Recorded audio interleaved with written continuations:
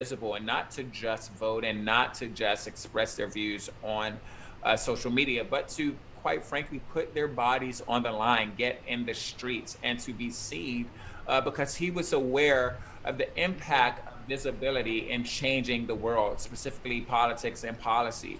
He understood how media worked, and that if you were in the streets, that if you had something that caused the status quo to cease from continuing, the news cameras would find you. And if the news cameras found you, politicians and lawmakers and even those in the White House would eventually have to talk about the issues that you were drawing attention to. And so, and I would encourage people to spend some time with that podcast. And I believe Capehart actually wrote something as well that gave you some of the highlights of the podcast, where he talks very specifically about what he thinks activists across the country should do to further their concerns.